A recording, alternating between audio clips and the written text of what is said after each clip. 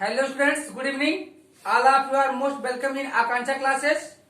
Now I am going to solve question number 17 of exercise 5.3.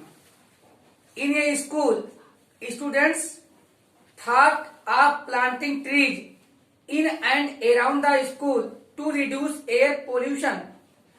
It was decided that the number of trees that each section of each class will plant will be the same as the class in which they are studying.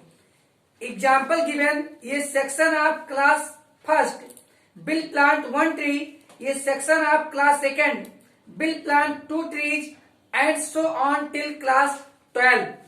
There are three sections of each class. How many trees will be planted by the students? So students, किसी school में वहां के students plant लगाने के लिए सोचते हैं, tree plant करने के लिए सोचते हैं जिससे एयर पोल्यूशन कम हो सके। तो इसके लिए जो उन्होंने प्लानिंग की है वो प्लानिंग की है कि क्लास फर्स्ट वाले वन, तो हर क्लास के थ्री सेक्शन हैं, यानी class first A, class first B, class first C.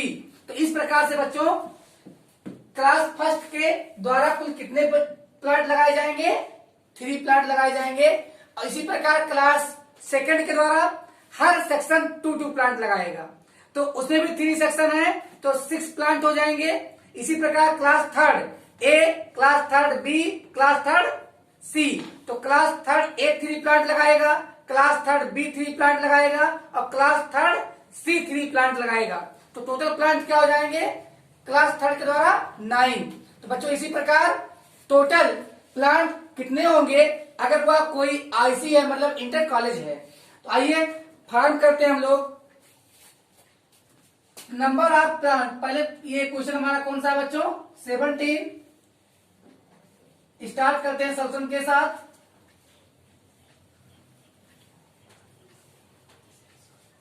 Number of trees, number of trees planted by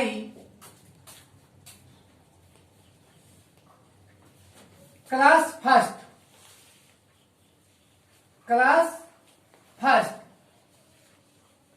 तो बच्चों इसे हम एज्यूम करेंगे first term of the AP, first term of the AP.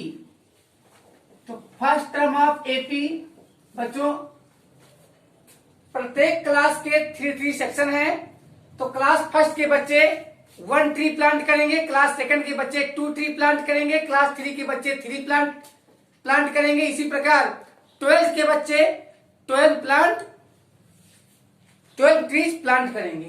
तो आइए first term of AP that is small ये is equal to 3 into 1 क्या इनका क्लास है 1 और 3 सेक्शंस हैं। तो कितने ट्रीज लगाएंगे? 3 trees and number of trees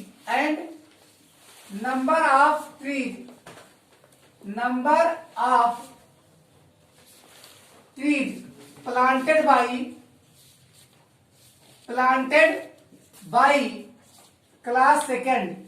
by class second. तो बच्चों क्लास सेकंड में भी 3 सेक्शंस हैं। ये हमारा क्या होगा? Second term of the AP. तो सेकंड टर्म को हम डिनोट करते हैं A2 से क्या होगा? तो बच्चों इसमें भी 3 सेक्शन है तो 3 इंटू, अब क्लास सेकंड के बच्चे 2 ट्रीज प्लांट करेंगे तो 3 2 जा 6 and same way number of trees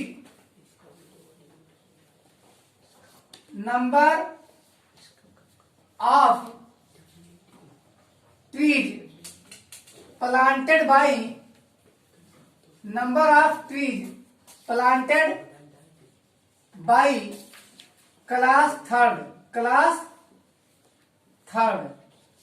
third ये क्या होगा हमारा, जितना क्लास थर्ड सी लगाएगा वो हमारा एपी का थर्ड टर्म होगा। ये होगा third term of the AP, third term of the AP, that is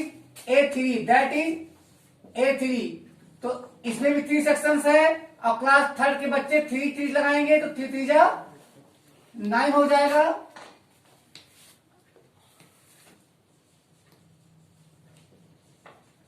and same way number of trees, number of trees planted by class fourth, कितने ट्रीज लगाएंगे, जो ट्रीज लगाएंगे वो हमारा फोर्थ टर्म ऑफ एपी होगा, fourth term of the AP,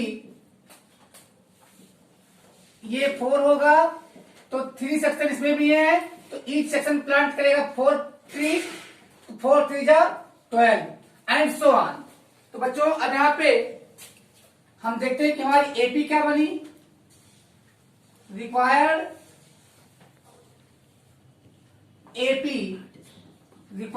AP क्या बना, 3 6 9 12 and so on.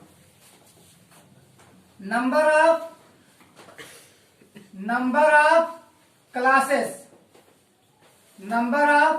Classes, ये हमारा क्या होगा, number of terms in AP, number of terms in AP that is small n की वैल्यू क्या आई, 12 आ गई है, क्योंकि इंटर कॉलेज में बताया था, इंटर कॉलेज है 1 से लेकर 12 तक क्लास होंगे और ए की वैल्यू हमारी 3 है first term.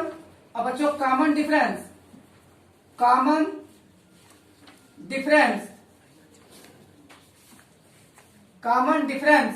Of the AP that is small d, क्या लिखेंगे हम, A2 minus A1 it is equal to 6 minus 3 equals 3। तो कॉमन डिफरेंस डी की वैल्यू क्या है, 3। वी नीड टू फाइंड, हमें फाइंड करना है, we need to find total number of trees, total number of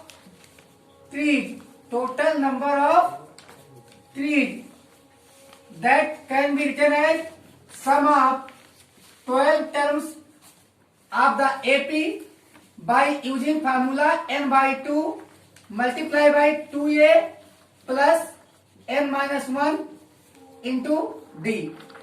Now we can put value of n. N is equal to 12. So here S12 is equal to 12 by 2, 2 into 3 plus n for 12, तो 12 minus 1 into 3। आइए solve कर लेते हैं। S12 that will be the number of total trees planted by the students of that school।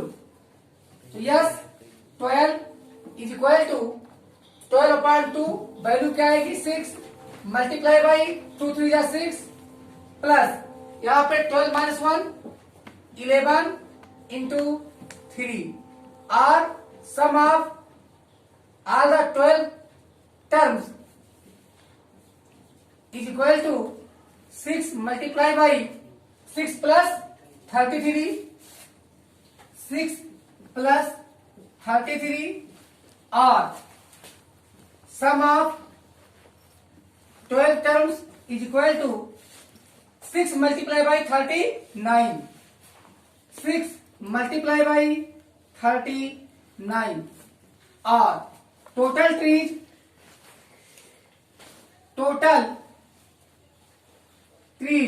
Is equal to 6 9 जा 54, carry 5, 6 3 जा 18, 5 23, तो total 234 trees, ये आपका आंसर है। ये क्वेश्चन नंबर 18, ये spiral is made up of successive semi circles with centres alternately A and B. यहाँ पे पॉइंट ए पॉइंट बी दिख रहा है। ये फिगर हमने ड्रा किया है आपके एनसीईआरटी बुक में, पीछे यहाँ दिया हुआ फिगर। ये फिगर शायद दिखा नहीं पा रहा होगा, इसलिए हम यहाँ पे बड़ा फिगर बना दिए हैं। तो ये स्पाइरल बना हुआ है और यहाँ पर सेंटर ए को लिया गया है और फिर इसको बनाने के लिए सेंटर बी को लिया गया है, फिर ए को लिया गया, फिर बी को लिया गया। इस प्रकार alternately students with centres alternately A and be starting with centre at ये से स्टार्ट किया गया है। आप रेडियाई 0.5 सेंटीमीटर, तो फर्स्ट की रेडियाई क्या है 0.5, सेकेंड की रेडियाई क्या हो जाएगा बच्चों 0.5 एंड 0.5 मिल के 1.0, और थर्ड की क्या हो जाएगी, देखिए फर्स्ट सेंटर ए है 0.5 रेडियस है, सेकंड सेमी सर्किल जो नीचे की ओर बनाया गया है जिसको हमने फर्स्ट सेमी सर्किल को L1, सेकंड सेमी सर्किल को L2, थर्ड सेमी सर्किल को L3, फोर्थ सेमी सर्किल को L4 और फिफ्थ को L5, सिक्स को L6, 7 को L7। तो इसी प्रकार से बच्चों टोटल 13 सेमी सर्किल ड्रा किया गया है, एक बार ये को सेंटर लेकर, एक बार बी को सेंटर लेकर। तो इस प्रकार हमेशा 0.5 सेंटीमीटर की रेडियस में इंक्रीजमेंट हो रही है। अब हमें फाइंड करना है, we have to find total length of the spiral. Total length क्या होगा बच्चों, क्या टोटल लेंथ समझने के लिए हमें ये समझना होगा कि ये जो सक्सेसिव सेमी सर्किल बनाए गए हैं, ये टोटल सेमी सर्किल कितने होंगे 13 सेमी सर्किल होंगे, और इन टोटल सेमी सर्किल्स का सेमी सरकमफ्रेंस का सम ही टोटल स्पाइरल की लेंथ होगी। तो यहां total number of conjugative semi circles जो हमारे एपी जो हम फॉर्म करेंगे उसका टोटल नंबर ऑफ टर्म्स होगा, स्मॉल लेंथ 13 होंगे। तो इस प्रकार से L7 तक हमने ड्रा किया और ये जाएगा कहां तक L13 तक। सो बच्चों अब देखते हैं length of first semi circle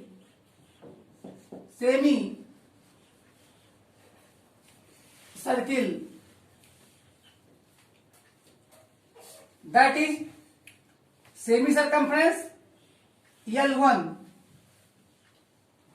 is equal to pi R1, तो इक्वल्स 0.5 पाई, क्या आ जाएगा 0.5 पाई, ये L1 की वैल्यू, और ये हमारा क्या होगा first term of the AP.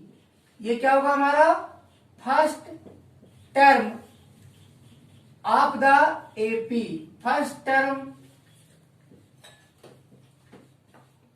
This means यहां L1, L2, L3 ये क्या फॉर्म करेंगे हमारा एपी फॉर्म करेंगे।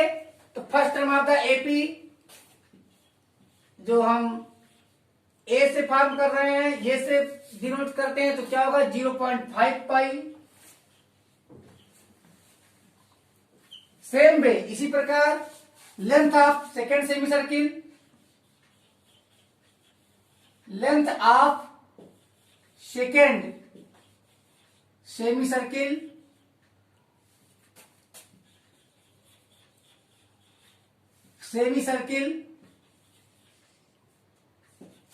दैट इज L2, ये क्या होगा, ये हमारा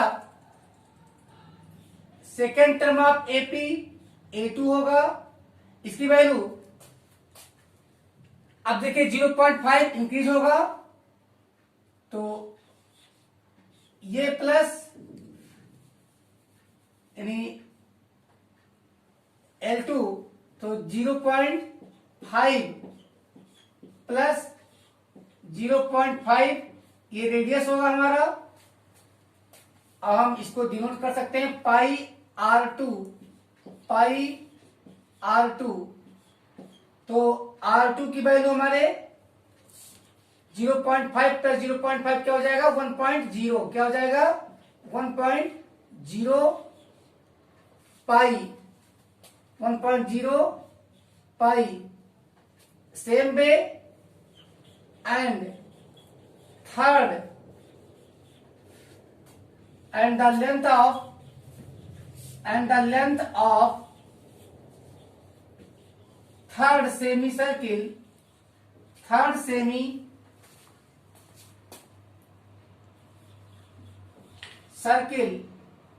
that is L3 ये क्या होगा ये हमारा होगा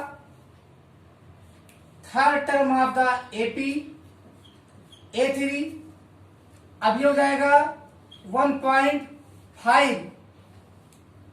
यानी इसको हम डिनोट करेंगे पाई R3 नहीं फुल सर्किल का होता है 2 पाई यहां पे हमने जो लिखा है पाई R1 तो ये सेमी सर्किल है 2 नहीं रहेगा इसीलिए 2 नहीं क्योंकि सेमी सर्किल है इसीलिए 2 नहीं रहेगा ठीक है सही आप लोग करो 2 पाई R होता है लेकिन सर्किल का होता है ना 2 पाई R यहां सेमी सर्किल है तो अपान 2 करोगे 2 कैंसिल हो जाएगा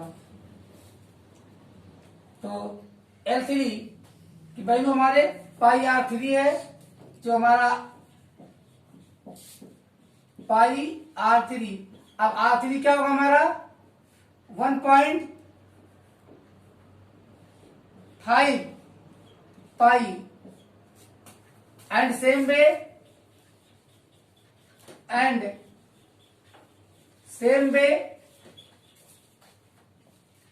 the length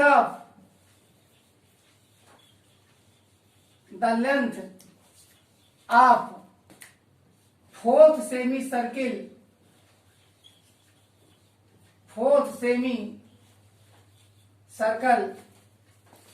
that is denoted by L4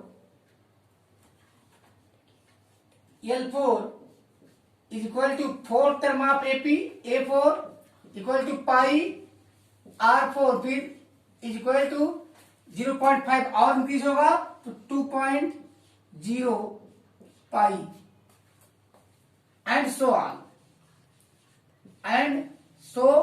on और इसी प्रकार L5 L6 so students here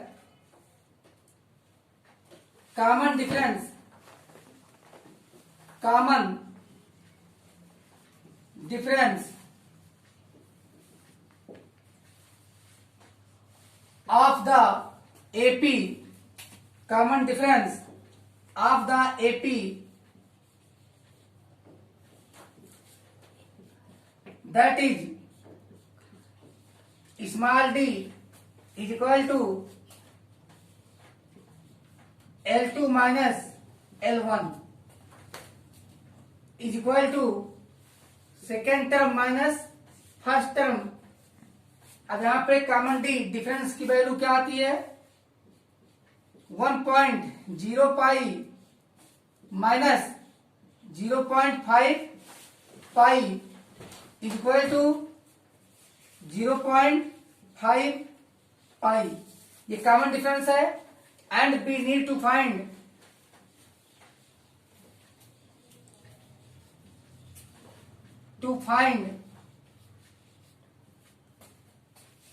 sum of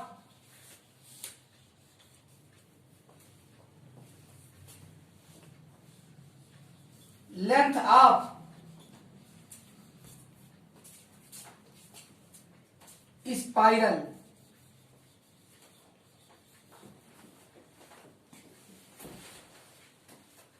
is equal to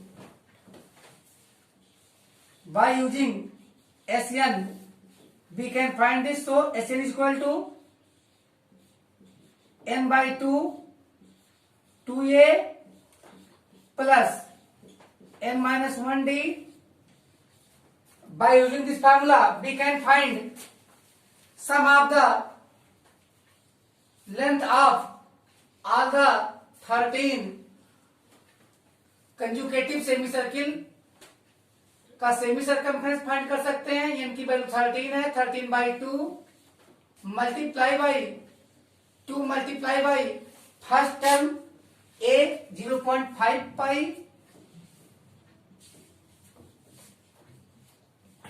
plus n for 13 minus 1 into d। तो d भी हमारा क्या आया है 0.5 पाई।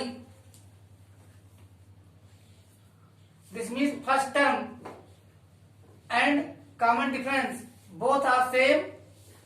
यहां पे कंफ्यूजन होगा कि 0.5 सेंटीमीटर कॉमन डिफरेंस होगा, बल्कि सेमी सर्किल का सरकमफ्रेंस में जो डिफरेंस आएगा वो कॉमन डिफरेंस होगा। Is equal to 13 by 2 multiply by 2 5 by 10 1.0 pi plus 12 5 by 60 6.0 pi is equal to here you can see that 13 upon 2 multiply by 7 pi that can be written as 13 upon 2 multiply by 7 into 22 by 7। ये पाई की value given है, so 7 will be cancelled and here now 11 3 33 11 1 11 3 14 143 centimeter. This is your required answer. Now question number 19. 200 logs are stacked in the following manner: 20 logs in the bottom row, 19 logs in the next row, 18 in the row next to it, and so on. See figure 5.5. In how many rows are the 200 logs placed and how many logs are in the top row? So students, figure cannot be seen clearly. NCERT book page number 114 में figure 5.5 ये बना हुआ है और ये पूरी कहानी मैं आपको एक्सप्लेन करता हूं। बच्चों आपने देखा होगा, फॉर एग्जाम्पल यूकेलिप्टस के पेड़ कटाए जाते हैं, फिर उनको हम लॉग्स बनाते हैं, लॉग्स, और जिनको इन विलेज लैंग्वेज कहते हैं बोटे में काटे गए हैं 6 फीट 8 फीट 4 फीट। तो इस प्रकार से 200 लॉग्स हैं और उन्हें हम कह सकते हैं कि छल्ली लगाना है और सबसे नीचे की छल्ली में सबसे नीचे होंगे टोटल, जो सबसे नीचे की छल्ली है उसमें होंगे टोटल 20 लॉग्स। बॉटम मतलब होता है पेड़ा, सबसे नीचे इस लाइन में 20 लॉग्स हैं, उसके ऊपर 19 है, उसके ऊपर 18 है और उसके ऊपर 17 है, उसके ऊपर 16 है, उसके ऊपर 15 है। ऐसी जो ऊपर रखते जाएंगे, लॉग्स लगाते जाएंगे। ये लकड़ी के लट्ठे लॉग्स, मान लेते हैं ये यूकेलिप्टस के ट्रीज के लॉग्स हैं। सबसे नीचे जो छल्ली लगाई गई है उसमें 20 लॉग्स हैं, उसके ऊपर 19 लॉग्स, उसके ऊपर 18, उसके ऊपर 17। लेकिन टोटल नंबर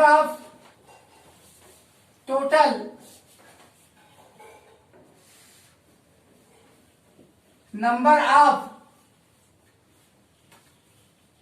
लॉग्स इन n रोज। अब ऊपर नीचे कितनी छल्लियां बनेंगी इसको हम रोज बोलते हैं। तो n rows is equal to S n of the AP, या एक एपी सिचुएशन दे रहा है हमें, इसमें टोटल रोज में कुल लाख्स को ऐड करने पर 200 आएगा। तो S N equal to 200 logs.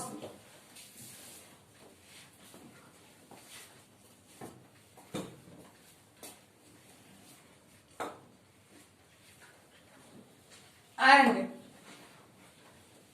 Total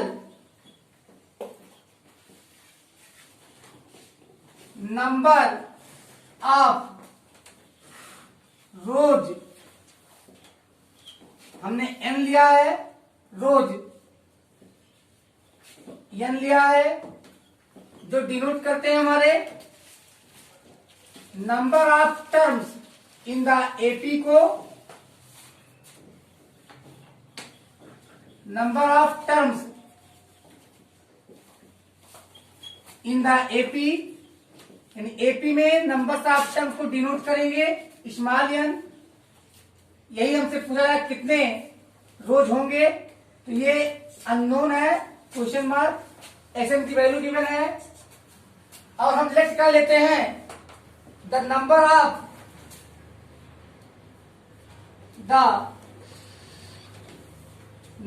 of logs in the bottom row, सबसे नीचे के रो में कितने होंगे, बॉटम रो में गिवन है 20, और इसको हम लेट कर लेते हैं first term of the AP, first term of the AP, first term of the AP is equal to small A 20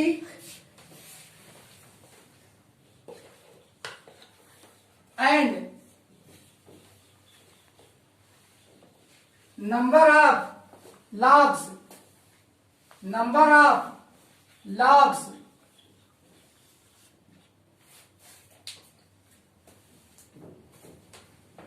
in the second upper row is equal to, इसे हम कंपेयर करेंगे अपने एपी के second term से,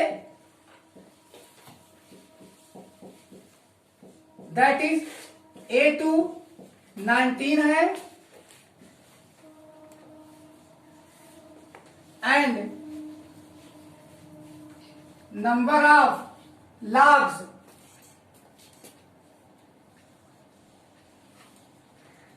in the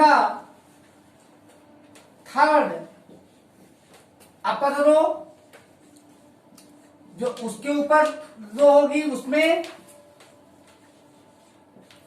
इसको हम अपने AP में डिनोट करेंगे third term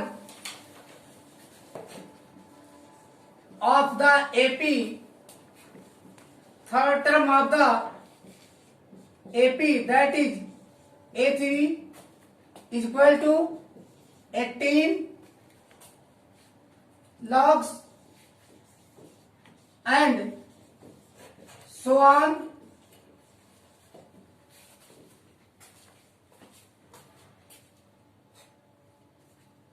but number of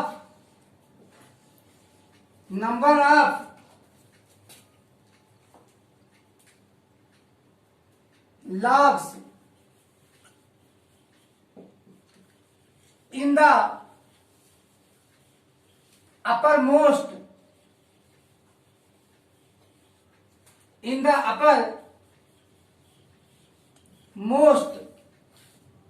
रो, सबसे ऊपर के रो में, that is last term of the AP, that is the last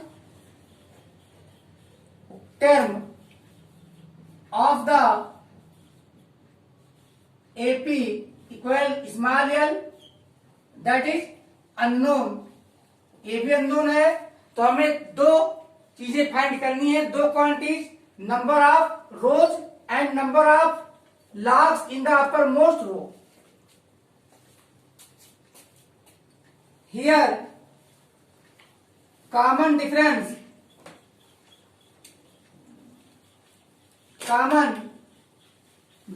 of the AP, common difference of the AP is equal to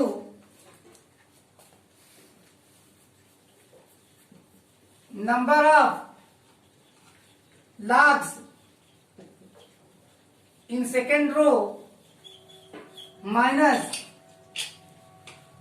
number of logs in the bottom row.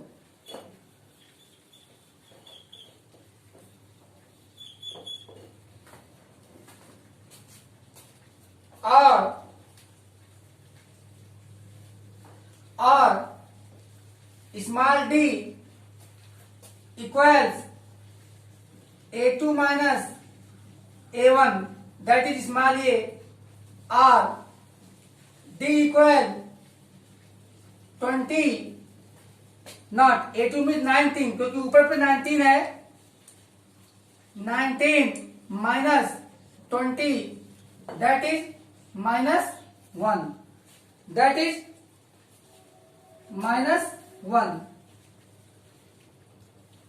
and we can find number of rows by using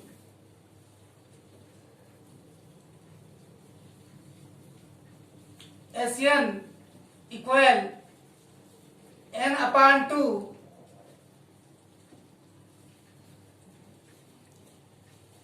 2a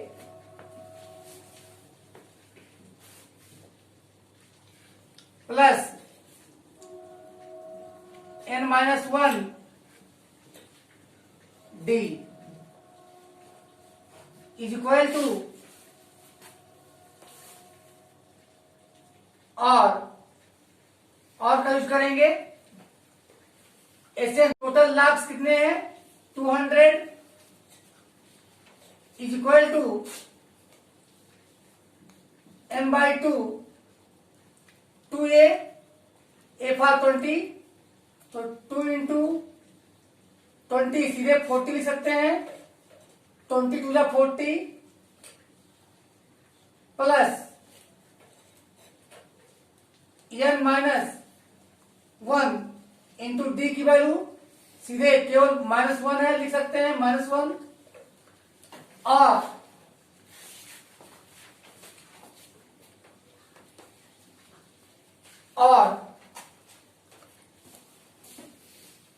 n upon 2 multiply by 40 plus अब -1 से multiply करेंगे तो -1 and -1 का product आ जाएगा 1, and -1 और n का product आ जाएगा -n, is equal to 200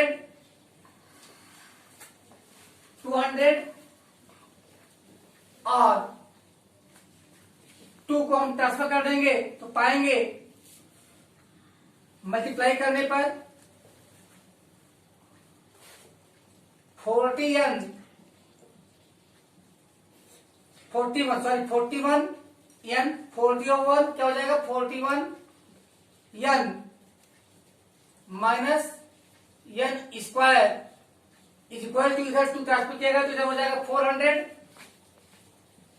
अब आप जानते हैं बच्चों, आपको एक क्वाड्रेटिक इक्वेशन मिला है जिसको आप ट्रांसफर करके अगर सबको ट्रांसफर ले आएंगे इधर तो n square positive 41 n minus में हो जाएगा नेगेटिव, क्योंकि इधर से इधर ट्रांसफर कर रहे हैं प्लस 400 ऑलरेडी पॉजिटिव है, यहाँ 41 n है,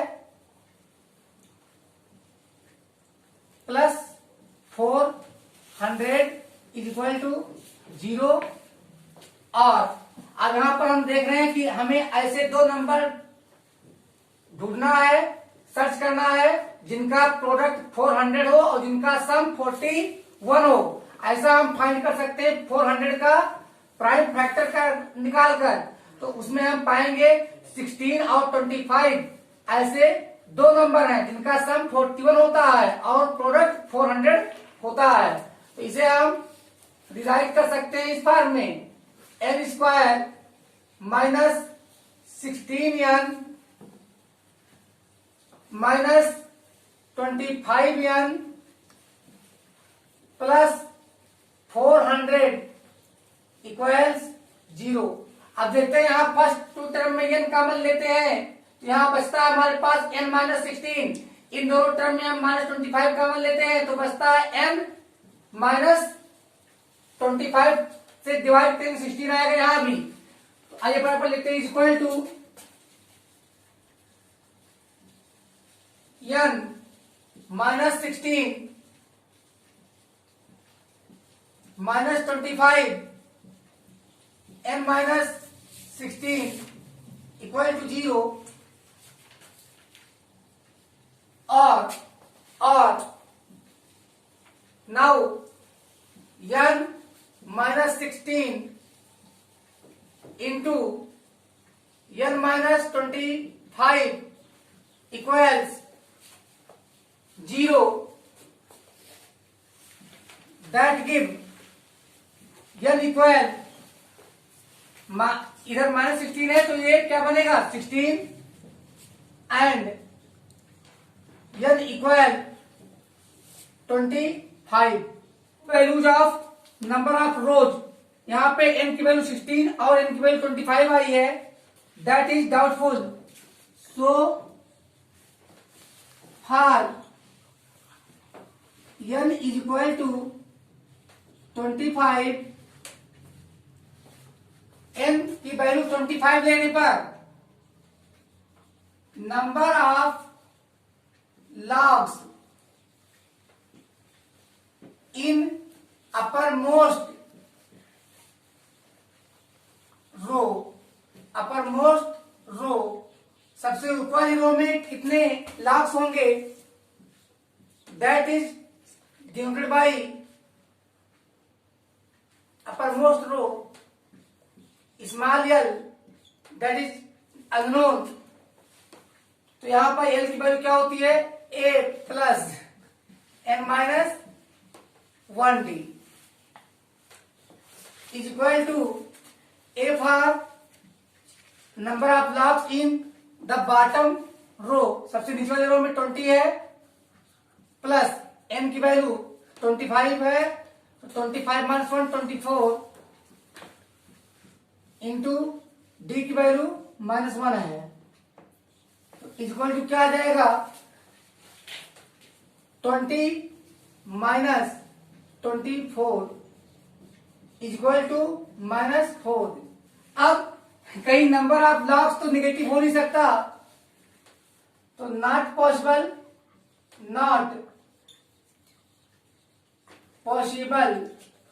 नहीं है, because number of rose can never be negative.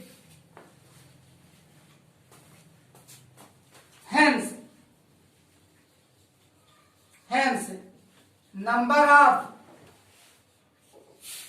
of rows is equal to 16। क्या वैल्यू पास है यहाँ पे 16 है तो एक आंसर हमारा यहाँ ये आ गया। And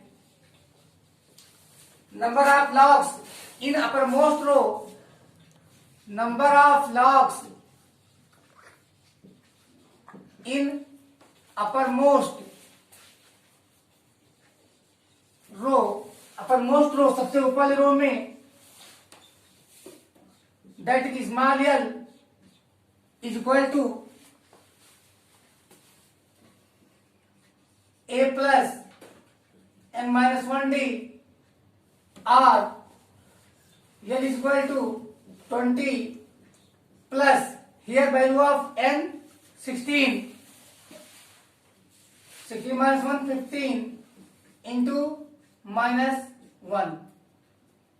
R L is equal to 20 minus 15. 20 minus 15 that is 5. So बच्चों two answers. Number of rows 16 and number of logs in the uppermost row is 5. That is your required answer. Now take screenshot. And this is the last question of the exercise, question number 20. In a potato race, a bucket is placed at the starting point, which is 5 meters from the first potato, and the other potatoes are placed 3 meters apart in a straight line. There are 10 potatoes in the line. A competitor starts from the bucket, pick up the nearest potato, runs back with it, drops it in the bucket, runs back to pick up the next potato, runs to the bucket to drop it in, and she continues in the same way until all the potatoes are in the bucket. What is the total distance the competitor has to run? So students, आपने देखा होगा कि race कई होते हैं, cycle race, horse race, bike race. इसी प्रकार एक अजीब लगती है जब कोई बोलता है चेयर रेस. भाई साइकिल से रेस हो सकती है, घोड़े से रेस हो सकती है, लेकिन चेयर रेस और पोटैटो रेस सुनने में थोड़ा अजीब है, लेकिन बड़ा इंटरेस्टिंग गेम होता है. इस गेम में क्या किया गया है, किसी एक रोड लिया गया है जो स्ट्रेट है, और उस रोड पर एक बकेट रखा गया है, और उस बकेट से 5 मीटर की डिस्टेंस पर एक पोटैटो रखा गया है. फिर उसके बाद 3 मीटर की डिस्टेंस पर दूसरा पोटैटो रखा गया है. उसके बाद 3 मीटर के बाद तीसरा रखा गया है. इसी प्रकार 10 पोटैटोज को एक के बाद दूसरा, दूसरे के बाद तीसरा, तीसरे के बाद चौथा, इस प्रकार टोटल 10 पोटैटोज रखे गए हैं. और इब्री कंजुकेटिव पोटैटोज के बीच का डिस्टेंस कितना है हमारा? 3 मीटर है. तो हमें फाइंड करना है कि अगर किसी कंप्यूटर से कहा जाता है कि आप सभी पोटैटोज को, तो सबसे पहले उसको खड़ा कहाँ किया जाएगा? बकेट के पास. कहाँ खड़ा किया जाएगा? बकेट के पास. अब उससे कहा जाता है कि आपको सारे पोटैटोज ला करके उठा करके और यहाँ बकेट में डालना है. इसका फिगर बना हुआ है, एनसीईआरटी बुक है, पेज नंबर 114. यहाँ पे एक गर्ल दौड़ रही है, वो इस समय 4th पोटैटो उठा के भाग रही है, इधर दिखाया गया है. तो हमें ये साफ करना है कि कुल कितना डिस्टेंस या प्रतियोगी या कंपटीटर कवर करेगी सारे पोटैटोज को, 10 पोटैटोज को लाकर इस बकेट में रखने में. तो बच्चों आइए सॉल्व कर लेते हैं क्वेश्चन को. यहाँ पर टोटल पोटैटोज यानी उस गर्ल को टोटल कितने पोटैटोज उठाने होंगे? 10. यानी वह कितनी बार रन करेगी? 10 बार रन करेगी. तो हम सोचते हैं दिस मीन्स अगर ये एपी बनता है तो n टाइम यानी n total number of terms होंगे. Total potatoes is equal to total terms of the AP. Small n is equal to 10. अब हम देखते हैं कि बकेट से फर्स्ट पोटैटो की डिस्टेंस 5 मीटर है. तो वह पहले ऐसा है कि उसको वह एक से ज्यादा पोटैटो अपने पास नहीं रख सकती. वह जो भी पोटैटो उठाएगी उसे लेकर सीधे बकेट में डालना होगा. तो अब वो जाएगी तो पहला जब पोटैटो उठाएगी तो पोटैटो तक जाने में उसको 5 मीटर जाना पड़ेगा. अब ऐसा नहीं कि वो एक ही साथ जाके दूसरा उठा ले. अब वो पहला ला करके बकेट में डालेगी तब दोबारा उसको जाना है. तो यानी फर्स्ट पोटैटो को उठाने में उसे 5 गोइंग डिस्टेंस और 5 कमिंग डिस्टेंस कवर करना होगा. तो यहाँ देखिए distance to pick up first potato, ये गोइंग प्लस रिटर्निंग यानी 5 मीटर जाएगी 5 मीटर आएगी. तो first term of the AP ये क्या होगा हमारा? 5 + 5 10 मीटर. अब आगे हम देखते हैं कि और जब वह सेकंड पोटैटो को पिकअप करने जाएगी तो उसे कुल कितना डिस्टेंस कवर करना होगा। अब देखिए 5 तो पहले जाएगी, 5 पर तो ये हो गया हमारा, प्लस इससे 3 मीटर और दूर पे रखा है, तो 3 गोइंग 3 कमिंग, तो 2 इंटू 3 ऐड हो गया हमारे फर्स्ट टर्म में। तो distance to pick up second potato जो हमारे एपी का सेकंड टर्म होगा A2, ये प्लस डी। अब यहाँ डी की वैल्यू क्या होगी, जो कंजुगेटेड डिस्टेंस है एवरी पेयर ऑफ पोटैटो के बीच 3 मीटर, उसका ट्वाइस, क्योंकि 3 गोइंग 3 कमिंग, 3 3 6, 2 इंटू 3। यहाँ पे देखिए 2 into distance between two conjugative potatoes, यानी A प्लस 2 इंटू 3 6, तो डी की वैल्यू क्या आ गई, 6 आ गई। अब distance to pick up second potato हमारा 16 मीटर, और इसी प्रकार distance to pick up the third potato वो फिर यहां जाएगी, और अब 5 प्लस 2 इंटू 6, 2 इंटू 6, यहां पर टोटल वह 22 मीटर कवर करेगी थर्ड पोटैटो को पिकअप करने के लिए। तो यह सिचुएशन हमारा क्या फॉर्म कर रहा है, एक एपी फॉर्म कर रहा है, जिस एपी का first term 10 meter, second term 16 meter और थर्ड टर्म 22 मीटर होगा। इस प्रकार बी नीड टू फाइंड, हमें फाइंड क्या करना है, we need to find the sum of